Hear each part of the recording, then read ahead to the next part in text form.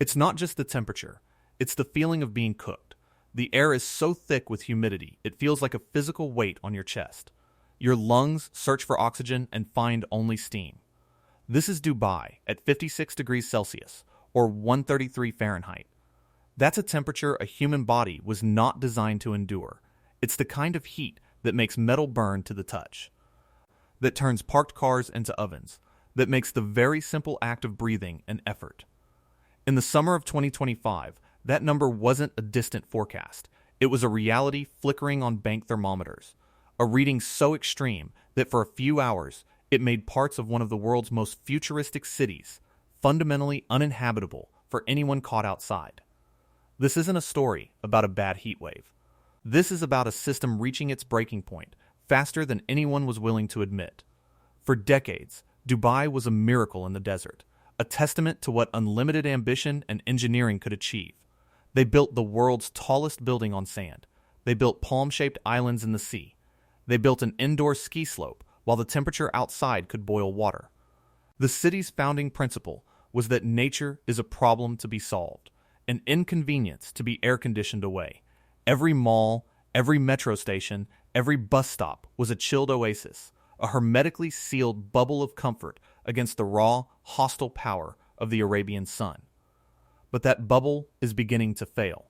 The very systems designed to keep the heat out are now being threatened by it. The city runs on a colossal energy expenditure.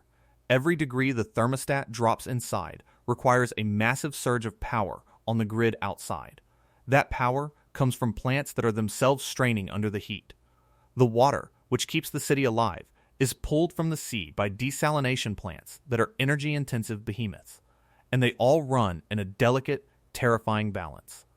It's a city-sized life support machine, and now, for the first time, people are starting to ask the question that was once unthinkable. What happens when the life support machine breaks? The escalation isn't a straight line. It's a jagged, terrifying curve upwards. Before the 21st century, a day over 50 degrees Celsius was a brutal anomaly. Now, it's becoming the baseline for a bad summer week. The climate models that predicted these kinds of extremes for the 2040s or 2050s are being thrown out. Dubai is living in a future that wasn't supposed to arrive for another 20 years. The heat isn't just growing in intensity, it's growing in duration. The scorching summers are bleeding into the spring and autumn, shrinking the pleasant tourist season into an increasingly narrow window. What was once a 6-month ordeal is becoming an 8 or 9-month siege. Think about the sheer physics of it. To cool a skyscraper from 55 degrees outside to 22 degrees inside requires an almost unimaginable amount of energy. Now multiply that by thousands of skyscrapers. The city's electrical grid groans under the strain every summer, with demand hitting new record highs year after year. The AC units on every building, from the Burj Khalifa to the smallest apartment block, are not just cooling the inside, they are pumping superheated air back out into the streets, creating urban heat islands that make the nights almost as unbearable as the days. The city's own survival mechanism is actively making the problem worse. It's a feedback loop from hell. This was never the deal. The promise of Dubai was a life of frictionless modernity. You could land at its gleaming, air-conditioned airport, take a climate-controlled taxi to a refrigerated mall, live in a chilled apartment tower, and never have to truly experience the desert your city was built upon. But the cracks are showing, not just in the pavement warping under the sun, but in the social contract. For the global elite and the tourists, it's still a manageable inconvenience. For the millions of migrant workers who built the city and now keep it running, it's a daily battle for survival. These are the men you see on construction sites, working in shifts timed to avoid the worst of the midday sun, but the worst is a moving target. What is the difference between 48 degrees and 52 degrees, when either can be lethal? They are the delivery drivers on motorbikes, weaving through traffic with insulated boxes on their backs. Their bodies wrapped in cloth to fend off heat that feels like a physical blow. A 2019 study revealed a strong correlation between the summer heat in the way and an increase in acute kidney failure among outdoor workers. Their bodies are literally breaking down under the strain of keeping the city's engine of convenience running. The city has a mandated midday break law in the summer, but it's a small concession to a problem that is no longer confined to midday. the heat lingers. It radiates from the asphalt and concrete long after the sun has set. There is no escape. This creates a bizarre, bifurcated reality. One city exists indoors, a globalized, comfortable world of commerce and leisure. The other city exists outdoors, an increasingly dangerous landscape where survival is contingent on hydration, shade, and luck. As the heat intensifies, the distance between those two worlds grows. The infrastructure itself begins to reflect this. We see plans for fully enclosed, climate-controlled highways and neighborhoods, but these are fantasies for the few. For the majority, the reality is the sun, the sweat, and the ever-present threat of collapse. The economic model is predicated on defying this reality. Dubai markets itself as a hub for tourism, for finance, for logistics. It needs people to want to come here, to live here, to invest here. But how do you sell luxury condos in a city where the beach weather can give you third-degree burns? How do you host international sporting events like the World Cup or the Olympics when your athletes risk heat stroke just by stepping outside? The marketing can't hold up against the physics forever. Already, insurance companies and global corporations are having to reassess the risk of stationing employees and assets in a climate that is actively hostile to both. And this brings us to the second, more insidious threat. It's a concept that scientists have been warning about for years, a threshold far more dangerous than just a high-temperature reading on a thermometer. It's called the wet bulb temperature. It's not just about heat. It's a combined measure of heat and humidity. When the wet bulb temperature reaches 35 degrees Celsius, the human body loses its ability to cool itself by sweating. Evaporation becomes impossible. It doesn't matter how much water you drink or how much shade you find. Your core temperature will rise, leading to organ failure and death in a matter of hours. This is not a hypothetical. It is a hard biological limit. For years, scientists believed that such conditions were purely theoretical for our current era, something our great-grandchildren might have to worry about. But recent data shows that pockets of the Persian Gulf, including the coast of Dubai, have already, briefly, crossed this fatal threshold. The question is no longer if it will happen. The question is, has Dubai already become one of the first places on Earth to experience conditions literally beyond the limits of human survival, and did anyone even notice? What happens when a city built on the illusion of control finally meets a force of nature that cannot be engineered, bribed, or air-conditioned away? The answer, for decades, has been brute force engineering. A triumph of human will over an inhospitable environment. The weapon of choice? Air conditioning. Not just as a luxury, but as the fundamental life support system for an entire metropolis. Every gleaming tower, every sprawling mall, every luxury apartment is a hermetically sealed bubble of refrigerated air. The Mall of the Emirates doesn't just have shops, it has an indoor ski slope, a 500 square meter Arctic dome maintained at 1 Celsius while the city outside bakes. The energy required to maintain this single attraction is colossal, a declaration of dominance over the desert climate. The city's total cooling capacity is staggering, far exceeding that of entire countries. This isn't just about comfort, it's about survival.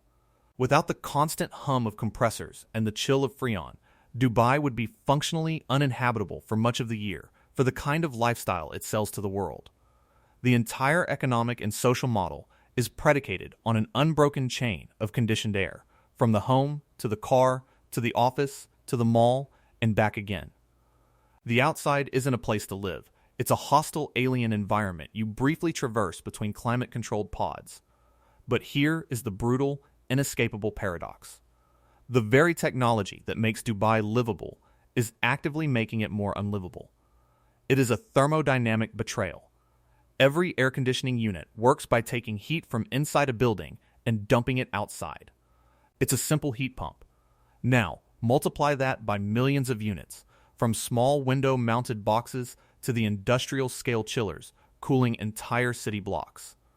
All of them, every second of every day, are venting torrents of hot air into the surrounding streets. They are fighting the sun, but in doing so, they are creating a new artificial heat source. This is the urban heat island effect, but on steroids. Studies have shown that the waste heat from Dubai's air conditioning can raise the ambient nighttime temperature in densely built-up areas by several degrees Celsius. Think about that. The city's solution to the heat is to literally pump more heat into its own atmosphere. The cool air inside the Burj Khalifa comes at the direct cost of hotter air on the street below. This creates a vicious feedback loop. As the city gets hotter from its own waste heat, the AC units have to work even harder, consume more electricity, and pump out even more heat to achieve the same level of cooling. It is a snake eating its own tail, a cycle of escalating thermal self-destruction. The illusion of control is just that, an illusion. The city is locked in an arms race against itself, and it is losing. And that's just the heat. Let's talk about the electricity.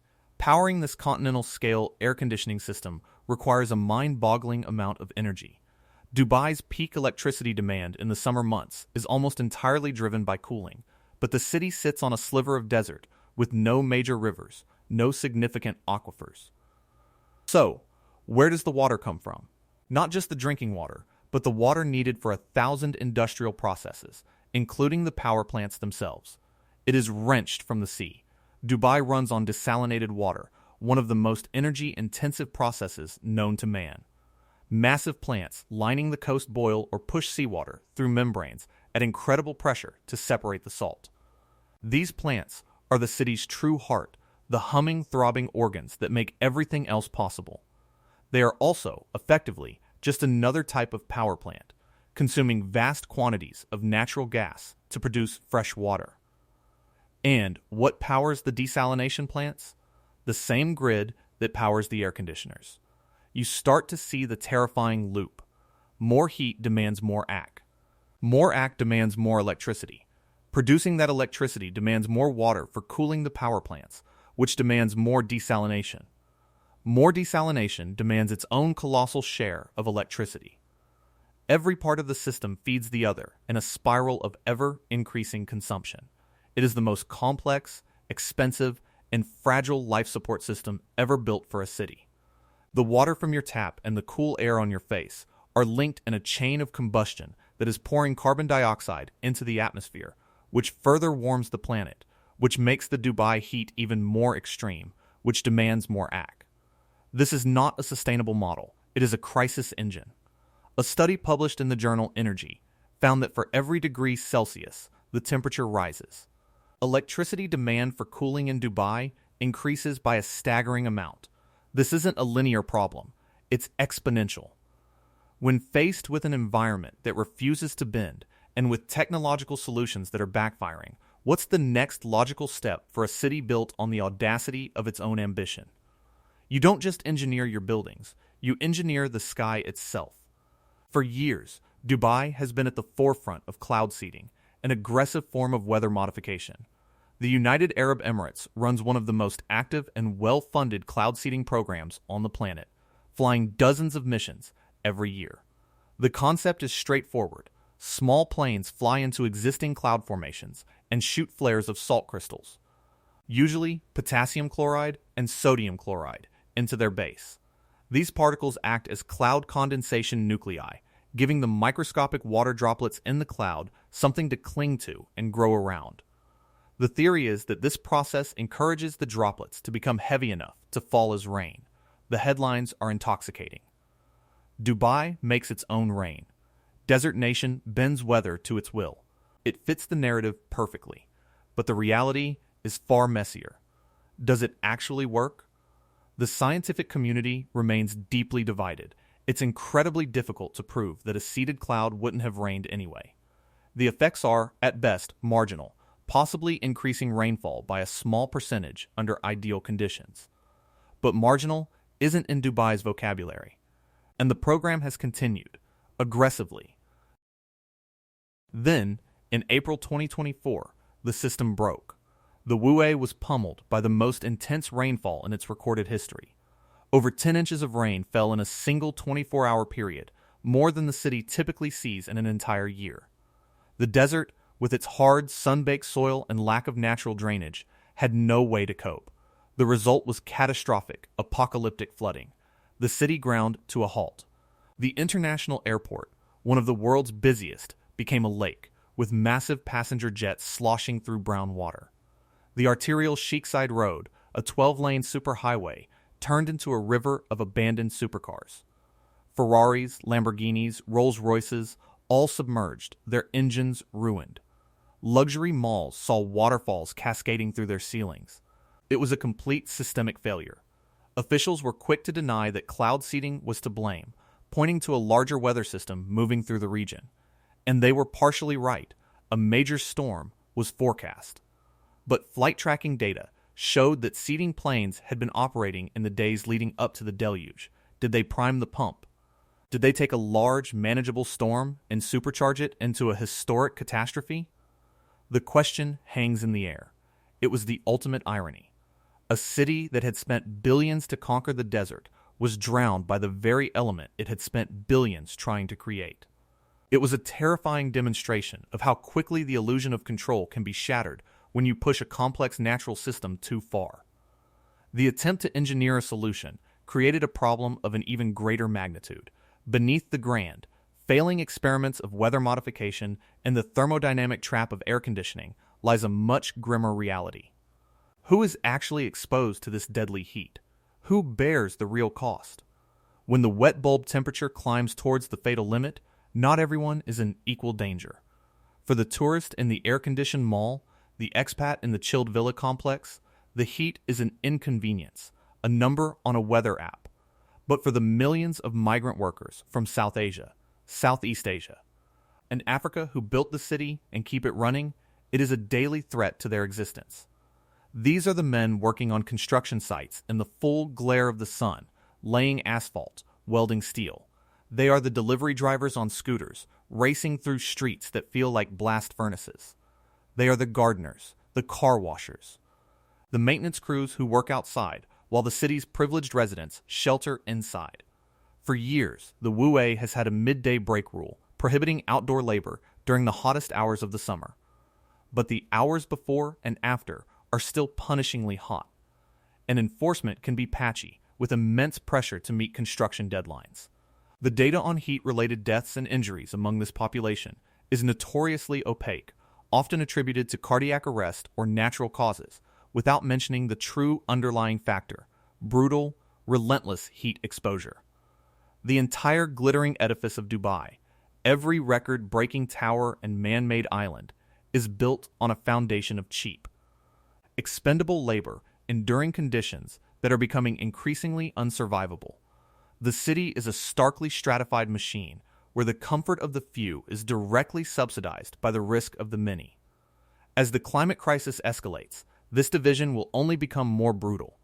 The heat doesn't just kill, it exposes the profound lethal inequality at the heart of the modern world. It is the slow, silent crisis happening in plain sight, on every unfinished skyscraper and dusty roadside. The system is brittle. All of it. The power grid, the water supply, the weather modification, the social structure. It is a Jenga tower of interconnected dependencies, each one pushed to its absolute limit. The entire enterprise is based on the assumption that every single component will continue to function perfectly, forever, in the face of escalating environmental stress. But systems under pressure don't fail gracefully. They break. They cascade. What happens when a single critical power station goes offline during a 52-degree heat wave? It's not just the lights that go out. The air conditioning stops. And then the water pumps stop. And then the sewage systems fail. Within hours, a high-rise luxury apartment building becomes a vertical death trap with no air, no water, and no way out. The sophisticated, interconnected web that makes life possible becomes a cage. This isn't speculation. In 2017, a fire in London's Grenfell Tower demonstrated how quickly a modern high-rise can fail. Now imagine a similar event not with fire, but with heat, and not in one building, but across an entire district, or an entire city. We are talking about a humanitarian catastrophe on a scale that is difficult to even comprehend, triggered not by a bomb or an earthquake, but by a simple power outage on the wrong day. The city is so dependent on its technology that the failure of that technology would be an extinction-level event for its inhabitants. All the wealth, all the ambition, all the engineering genius has created the most technologically advanced and simultaneously the most fragile city on Earth. It has been built for the best-case scenario in a world that is rapidly heading towards the worst. And faced with this slide towards the worst, Dubai does what Dubai has always done. It innovates. It engineers. It throws technology at the problem, believing that human ingenuity can always outrun the consequences of its own ambition. Their most famous weapon against the heat is a fleet of drones. These aircraft fly into the base of promising clouds and zap them with an electrical charge. This encourages small water droplets to clump together, grow heavy, and fall as rain. It sounds like science fiction. Manufactured weather, on demand. The government releases videos of downpours in a desert city, framing it as a triumph. But the reality is far more chaotic. The created rain often falls as violent, unpredictable deluges on a city whose drainage infrastructure was designed for a place that barely gets 4 inches of rain a year. Streets become rivers. Luxury cars are submerged. The system is overwhelmed because the solution is as extreme as the problem it's trying to solve. It's a brute force approach that ignores the delicate balance of the systems it's meddling with. It is a gamble. A big one. And here is the cruelest paradox that nobody talks about. The very process of creating fresh rain on demand dumps more brine effluent from the desalination plants that provide the water, and more waste heat from the power plants that run everything into the already hypersaline Persian Gulf.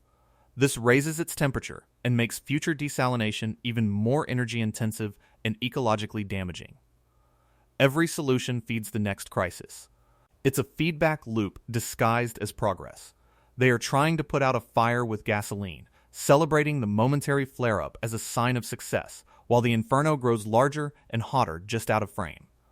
The cloud seeding isn't a strategy for survival. It's a public relations exercise, a desperate attempt to maintain the illusion of control in the face of planetary forces they have absolutely no command over. It is a technological prayer. The city's sickness, however, runs deeper than its weather. It's written into its very bones, into the steel and glass that define its world-famous skyline. Modern Dubai is a monument to a specific 20th century idea of progress. It is a city of glass curtain walls, gleaming towers that are magnificent to look at, but are essentially magnificent greenhouses. They absorb and trap solar radiation, forcing the air conditioning systems inside to run at maximum capacity, 24 hours a day, 7 days a week. These systems, in turn, pump enormous amounts of waste heat out into the surrounding streets, creating a vicious cycle of artificial heat generation. This phenomenon, the urban heat island effect, is present in all major cities, but in Dubai, it's on an entirely different scale. The temperature difference between the dense skyscraper clusters of downtown or the marina and the surrounding empty desert can be as much as 10 degrees Celsius. The city is actively cooking itself. The very architecture that was meant to signal its arrival on the world stage is accelerating its descent into unlivability. For centuries, people have lived in this part of the world. They survived the heat not by fighting it, but by adapting to it. Traditional Emirati architecture used thick, light-colored walls made of mud and coral to absorb the day's heat slowly.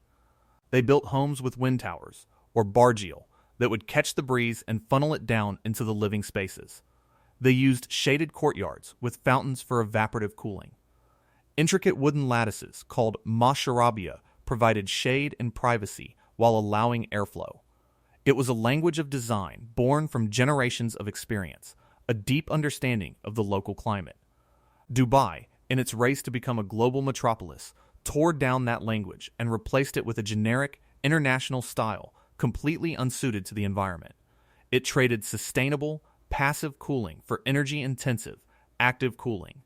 It built a city that cannot function for a single second without a constant, massive infusion of fossil fuel-generated power. If that power ever fails, the beautiful glass towers become death traps, vertical ovens, and the people who design them will be thousands of miles away. But who is truly left to face this heat? when the temperature dials up past 50 Celsius, when the wet bulb temperature reaches levels where sweat can no longer cool the human body, who is actually outside? It's not the tourists shopping in the Mall of the Emirates, where they can literally go skiing indoors. It's not the bankers and executives moving between air-conditioned penthouses and air-conditioned offices and air-conditioned Teslas. The people outside are the ones who built the city and who keep it running. They are the spectral army of millions of migrant workers, primarily from Pakistan, India, Bangladesh, the Philippines, and parts of Africa. They are the ones paving the roads, cleaning the windows of the Burj Khalifa, landscaping the gardens of the palm-shaped islands, and serving food on the terraces of five-star hotels. They live in sprawling labor camps on the outskirts of the city, often in cramped conditions, from which they are bussed in for 10 or 12-hour shifts under a sun that is becoming increasingly weaponized. The UA does have a midday break law, prohibiting outdoor work for a few hours during the hottest part of the day in the summer months. It is an admission, on paper, that the conditions are lethal, but it's a tragically inadequate gesture. The prohibition lifts in the mid-afternoon, when temperatures are still dangerously high. The cooler parts of their shifts, at dawn and dusk, can still reach wet bulb temperatures that put immense strain on the human body, and the toll is catastrophic. We will never know the true number, because the deaths are rarely recorded as being caused by heat. A construction worker in his late 20s who collapses on site is not listed as a victim of heat stroke. His death certificate will say cardiac arrest, natural causes. His family back home receives the news, and another man is flown in to take his place. But doctors and human rights organizations have been sounding the alarm for years about a silent epidemic of chronic kidney disease among young, otherwise healthy men who have spent time working in the Gulf. It is the direct result of persistent, unrelenting dehydration and heat stress, a body breaking down from the inside out. This is the city's deepest, darkest secret. Not the heat itself, but who is forced to bear it. The entire glittering spectacle of Dubai, its ambition, its luxury, its gravity-defying architecture, is built upon a foundation of disposable lives. It is a dream sustained by the silent suffering of an invisible workforce, whose health and safety are treated as an externality. A cost of doing business in a place that is fundamentally hostile to the work they are being paid to do. And as the planet warms, that cost is becoming unbearable. A society that cannot protect its most vulnerable from the predictable, scientifically foretold consequences of its own environment is not a sustainable society. It's a caste system waiting to collapse. So what is the endgame? When a city is built on a business model that requires a permanent underclass to perform manual labor in an environment that is becoming physically unsurvivable, what happens next? Do they replace the men with robots? Perhaps, but who will build and maintain the robots? The more likely future is a city of bubbles, of fragmentation. The wealthy will retreat further into their climate-controlled world, their sealed malls, their indoor rainforests, their private residences that are more like self-contained space stations. The gap between their lived reality and the reality of the street outside will become a chasm. The city will become an archipelago of habitable zones in a sea of deadly heat. An apartheid state enforced not by law, but by thermodynamics. For a few months a year, much of the city may simply cease to function outdoors. It will become a seasonal ghost town, a place people flee, not a place they flock to. The great global hub becomes a warning, a cautionary tale. Remember the image of the worker at dawn looking up at the tower he is building? At the start of this story, that image felt like one of ambition, of human achievement against the odds. But now, it looks different. He's not just building a skyscraper, he is building a headstone, a 1,000-foot tall